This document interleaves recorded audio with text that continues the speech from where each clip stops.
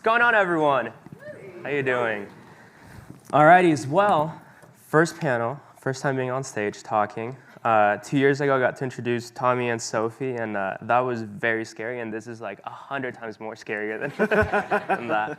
But I'm super excited to have these three awesome people come out here and join me, letting me have a Q&A with them, a panel, and ask them about their life story, basically. I chose Stan, Tyler, and Warren because they both have kind of like, they don't have the similar situations, but they went through struggles. They started at different paces, and now they're here. I mean, they're doing this full time, and it's incredible. I mean, they all went through different, like I mentioned, struggles, and my goal for this panel is for you to take away that any excuses that you may have, whether it be hiring a VA or starting this or hiring an employee, can be scary, and like, you may think to yourself, it's not the right time, but hopefully they'll be able to change your mind to just take action and do this. So we'll get started by introducing Stan. If you want to introduce yourself a little bit, where you're at in your business, and why you decided to do real estate photography. Yeah, absolutely. So my name's Stan Kanata. I own Vibrant Heights Real Estate Media. We live in Stillwater, but we service the Oklahoma City area in Oklahoma. And I was working in a sales job before this. I worked there for 6 years, and the reason I wanted to start my own business was to have a little bit more flexibility. I was on the road about 50%, and I just got married. We had a baby, and I didn't want to be gone that much. And so the reason that I wanted to start a real estate media company was to be more present with my family. And I think that's the cool thing about this business is you have the ability to tailor it to like what you want and your life situation. So I may not have grown as fast as some of the guys that have been up here before me, but I've been able to kind of build the life that I want to have, and I know that it's just going to continue doing that, and it will grow. And we're at the point where we were able to quit our jobs, my wife and I, and it's afforded us a lot of different things. And then another reason that I wanted to do it, my last job selling, we sold thermal imaging cameras to fire departments, which was a cool product. But I would sell a camera, and then I had to go find another customer. And the crazy thing to me about this business was that I would sell a realtor, and then they'd come back and use me again, and again, and again. And so it was just a really cool business. It had a lot of the aspects that I wanted, because then you can get that exponential growth and not have to worry about going out and finding a new client every single time you sold someone. Awesome. Thank you, Stan. Tyler. Hello. I'm Tyler with Weston Media, based out of Myrtle Beach, South Carolina. I started my business I bought the actual course December of 22 and finished like the entire thing in 2.5, 3 weeks. And from there, I built the business to about $7,000 a month in revenue just off of the course. And this was before coaching was ever introduced to me. But prior to that, I went to college for my undergrad in business, and then I got my master's in digital media and marketing. And then in the middle of all that, I was working at an equine horse facility, riding 8, 9 horses a day, shoveling horse crap. That was my life, $550 a week, sometimes 7 days a week. And I knew that I wanted more, and I knew that I was pursuing an education. I always thought I wanted to live in that corporate world.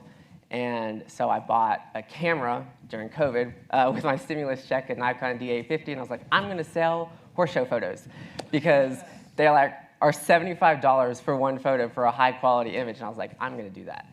And through college, I thought I built this awesome business taking horse show photos. And I just remember Eli talking about the day that he made $800 or something. I remember the day I made $300. And I called my dad. I was like, oh my gosh, I just made $300 taking photos of horses. This is amazing. And that business, aside from this one, I built a 6-figure business in taking horse show photos. I'm right now running a horse show in Atlanta, Georgia, and then I'm running a horse show in Aiken, South Carolina.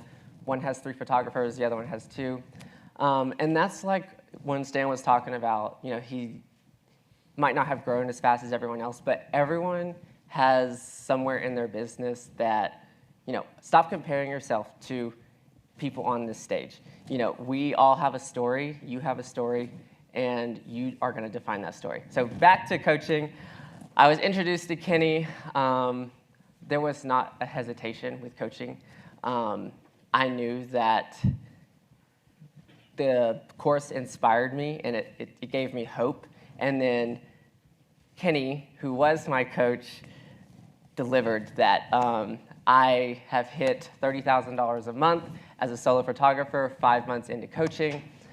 Yes, that was amazing. Yes.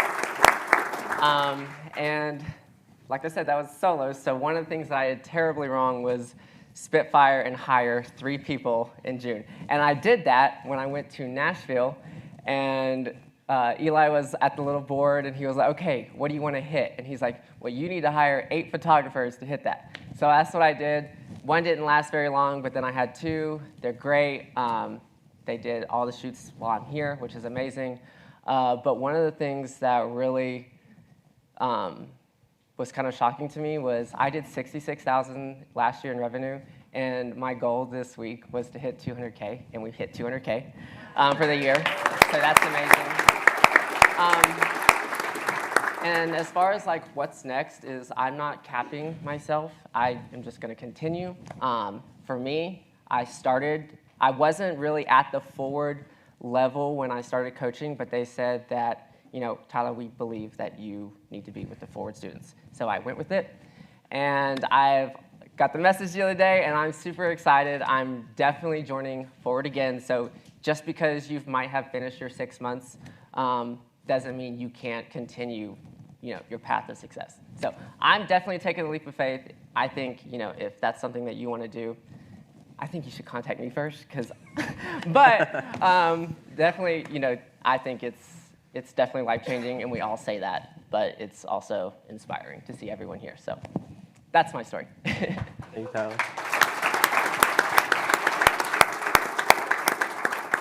One of the things that I think is pretty unique is that, you know, Stan was in a sales position, Tyler was doing horse shoots, and we know about Warren from yesterday that he was in the medical field. And how many of you actually knew that you were going to become real estate photographers?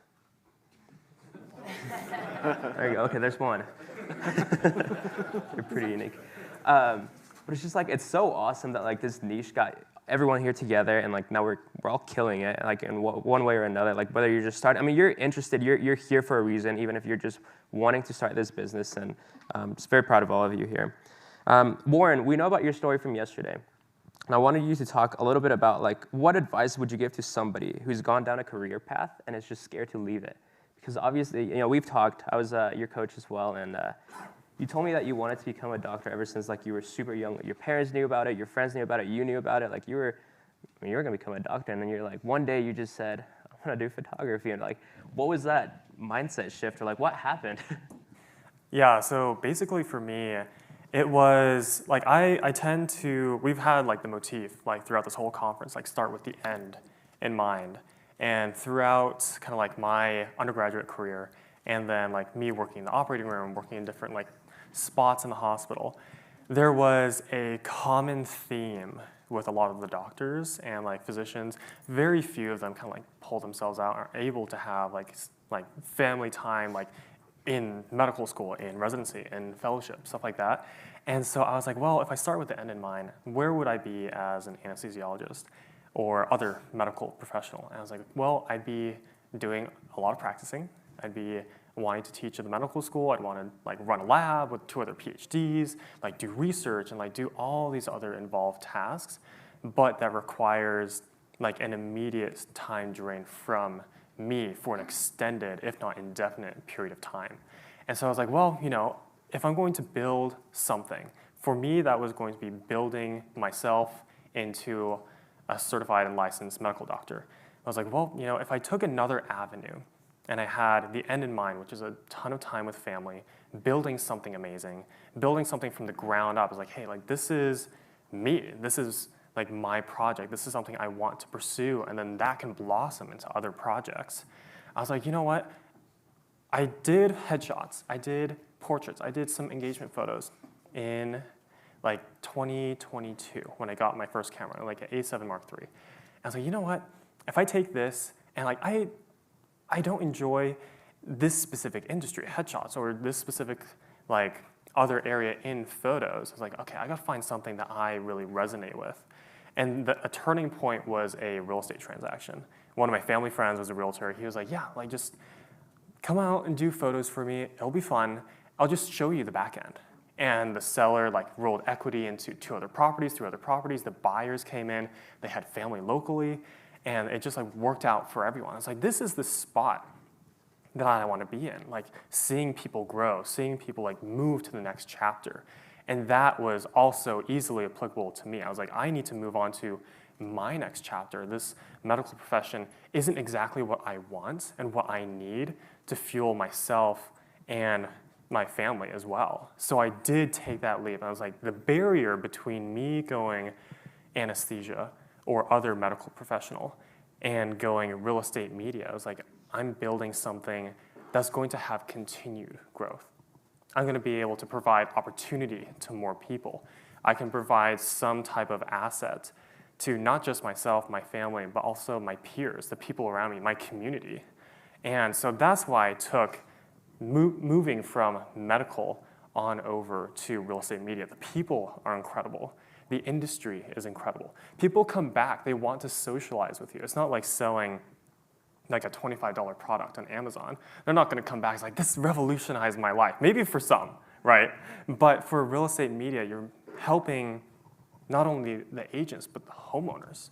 And I think that was one of the most rewarding things for me, seeing where they wanna go, helping facilitate their growth, their aspirations, the agent's aspirations, and then in turn, myself. So that was my transition from medical on over to real estate media.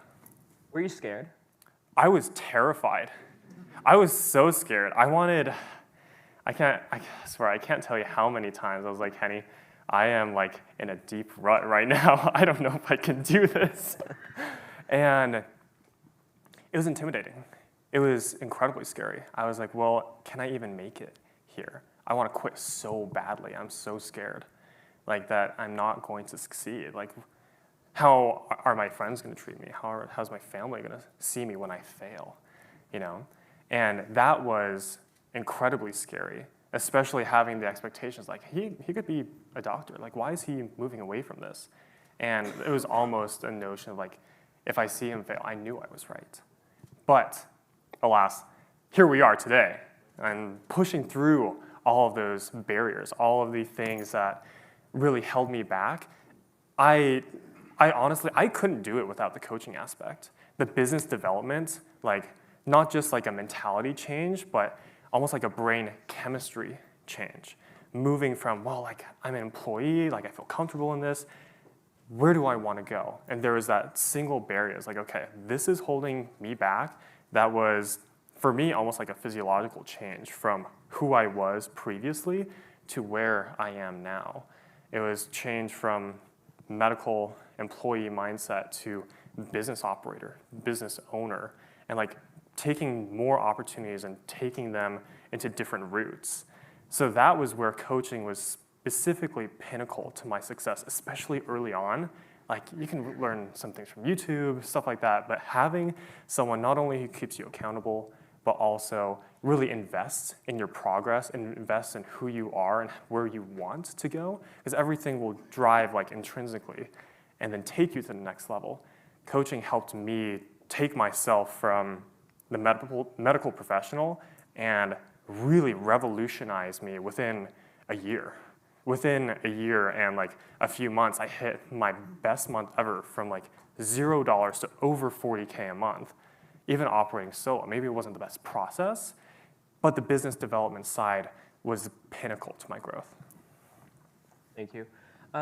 Stan, I wanted to ask you this because I just think it's insane. And like, once again, the goal for this is for you to stop making excuses. And I know you had a baby on the way when you joined coaching, which is, you know, crazy that you've been wanting to go from, you know, steady income to, all right, I'm going to do my own thing. What was that mindset shift, or what made you actually do that? I think the biggest thing, and I had a lot of conversations with this about this with Ariana, my coach, was to figure out why you want to do, well, like, what's your why? Why do you want to start a business? Why do you want to do this? And so I mentioned before, I wanted to be more available for my family. And I know starting a business is hard. It's a lot of work, but it's something that I wanted to do so that I was more available. So I decided to take the leap to like jump into starting a business because I know what the potential is in our market.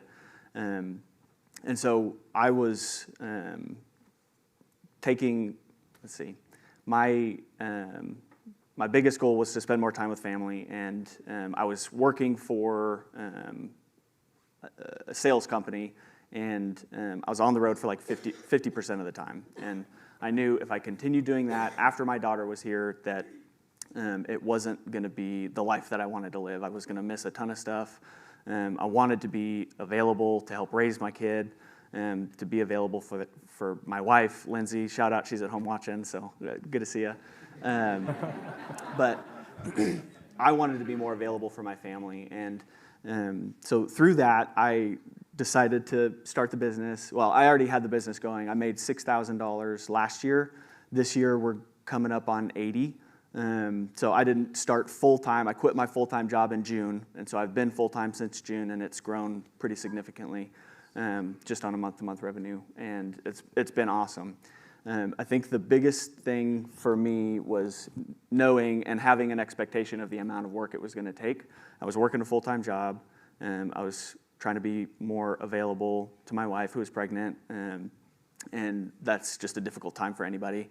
And then the baby came, and my paternity leave, I took 2 or 3 weeks, and that was like a vacation, because I was working 80-hour weeks, full-time job.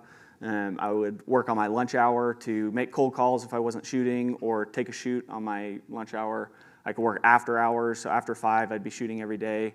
I opened up my weekend, so I was working Saturday and Sunday whenever I had shoots pop up. So like I was working a ton. Thankfully, my wife was able to help me do like the Instagram method to make sure we were getting clients in the door, and like my business wouldn't be where it is today without her help.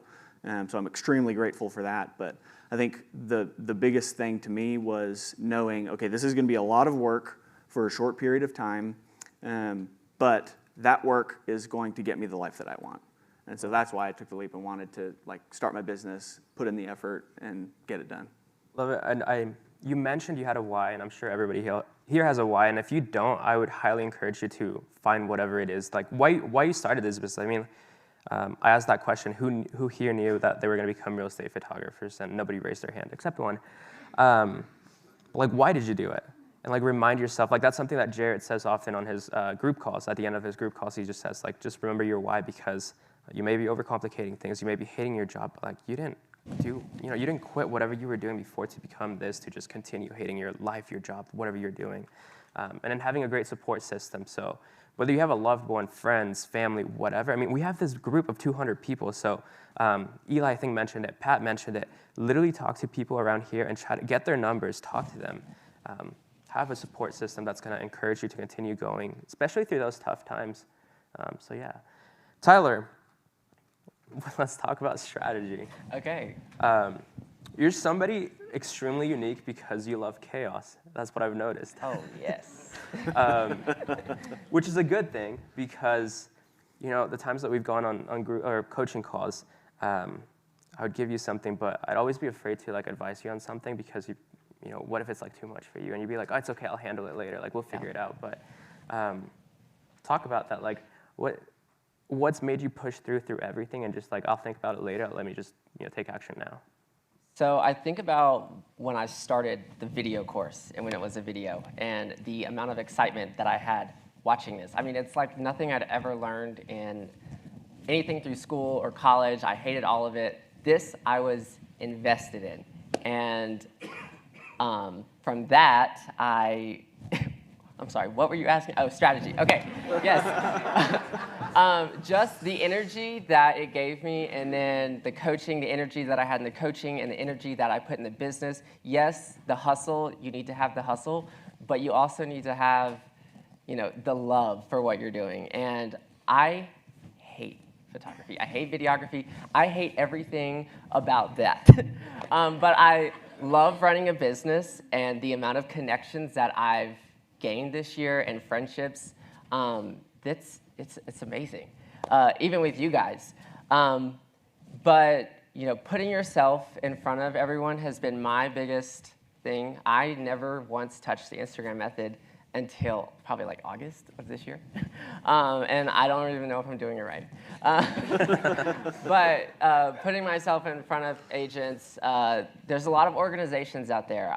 For me, I'm a part of my local CC, well, it's the MLS, you can be a part of that. And then I'm a part of my YPN, Young Professionals Network, Caffeinated Closers, and then the Women's Council. And then I also just signed on with my local Real Producers. And that's like 30 events a year. It's a lot of time, but it's a lot of exposure. And this past year, I had to pay for a couple of these organizations. I paid $2,000 for the MLS. I paid $2,000 for the YPN. And then for the Women's Council, I was like a backup photographer. I'd only shot like 2 events over a year and a half. And they got mad at their previous photographer because they didn't show up to an event. And it was immediately, Tyler, we love you. We want you to come in. Can you please be our photographer in kind? That's a $5,000 sponsorship. I get to talk in front of them. They have huge meetings a couple times a year. And then same thing with the Caffeinated Closers. It's kind of a smaller group, but they're giving me a $1,000 sponsorship in kind as their photographer. And then I got an email like 2 weeks ago from the CCAR, MLS, and then the Young Professionals Network. And they're like, oh, are you ready to renew? Like, we need $2,000, and we need $2,000.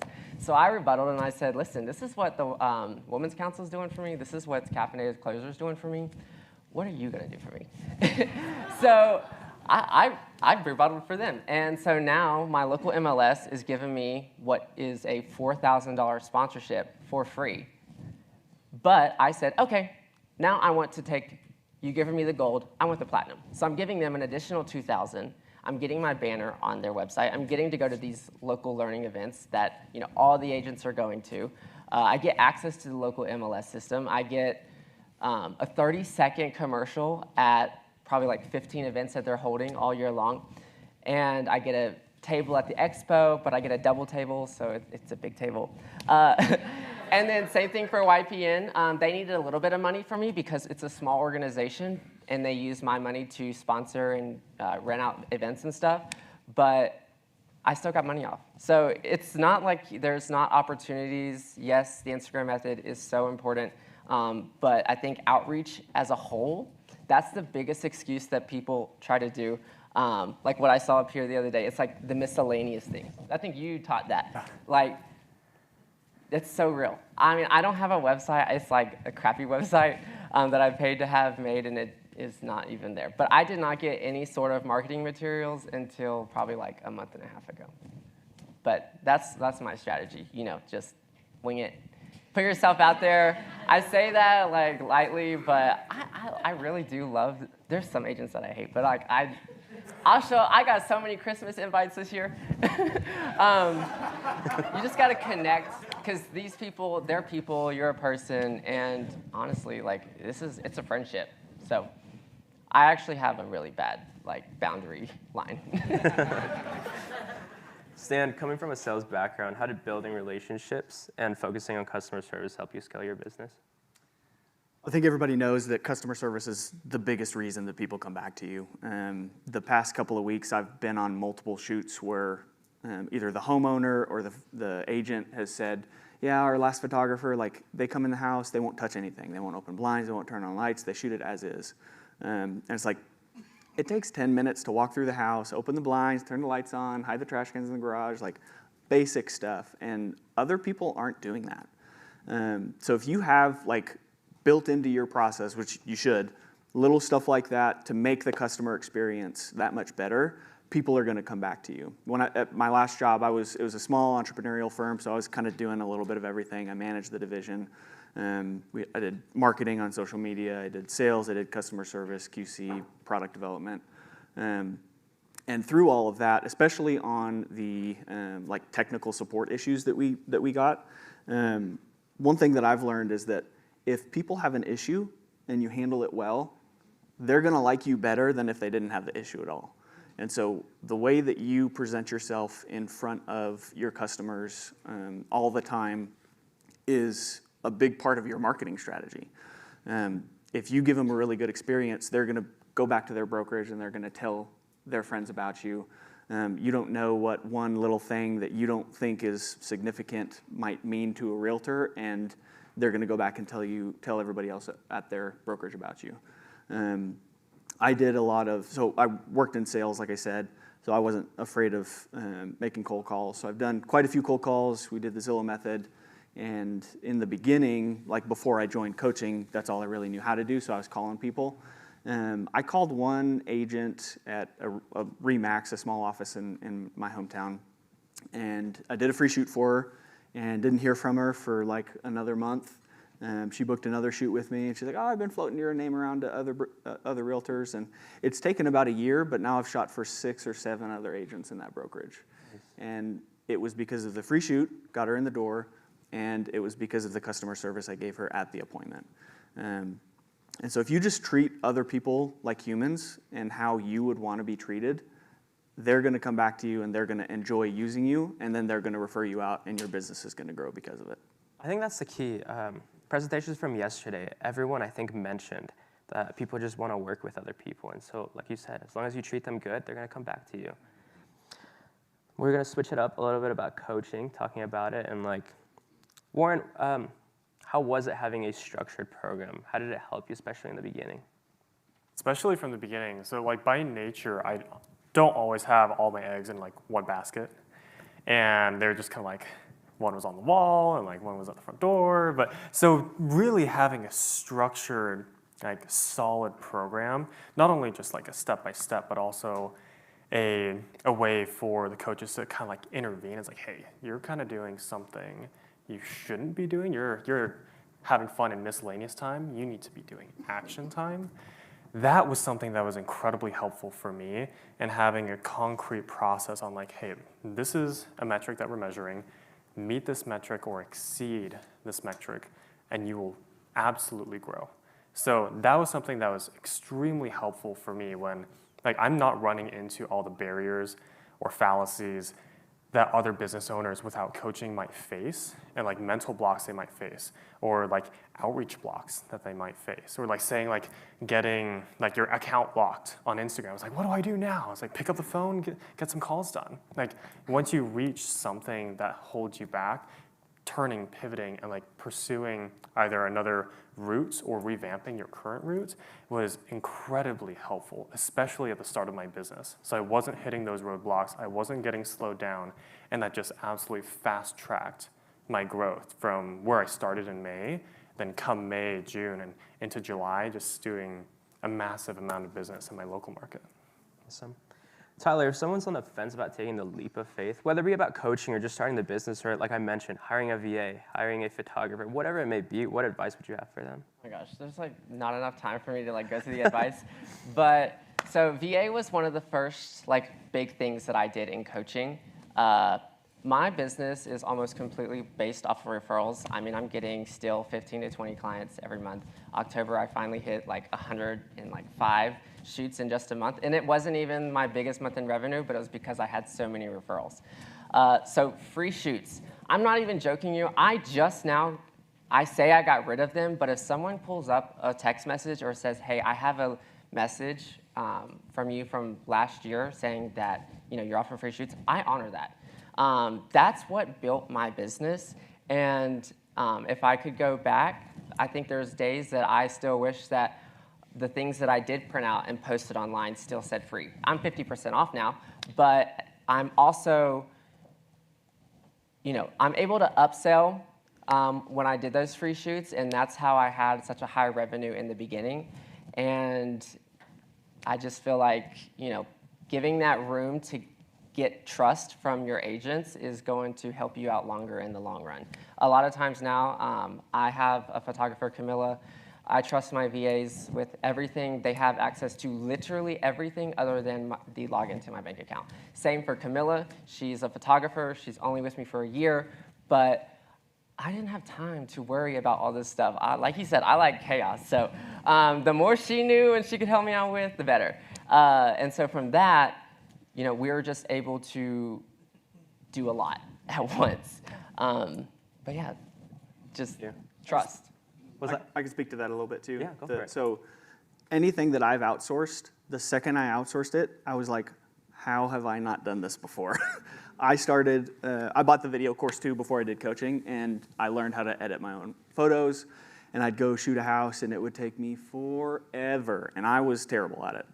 When I outsourced my first set of photos, I was like, this is the craziest thing I've ever done in my life. Like, this saves me so much time. Like, I can actually sleep at night. I'm not staying up till midnight trying to get this done.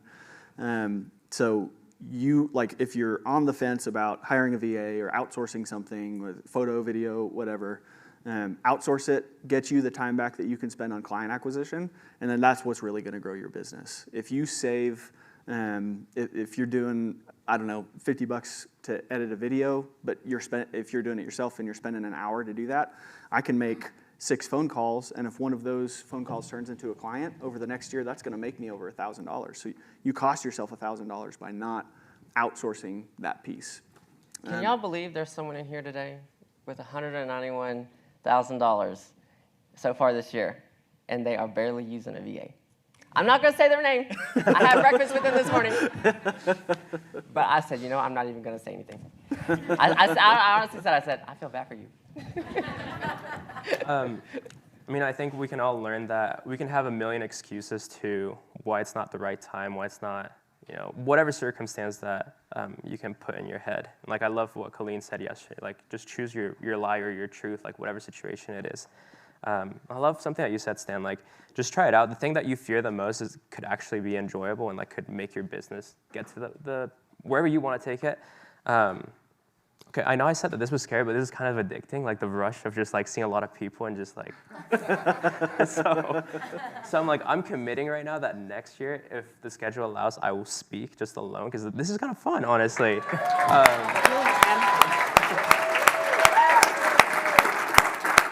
I don't know how good or bad I did. They did awesome, so I thank you, Stan, Tyler, Warren. But yeah, stop making excuses, take action. The thing that you're fearing the most is the thing that's actually going to get you to where you want to be.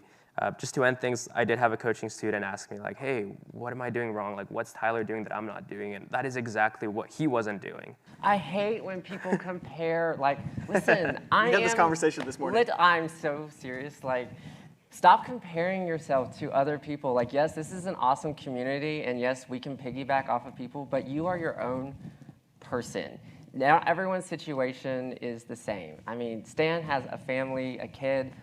I'm single. I ain't got no kids, no dogs, no pets.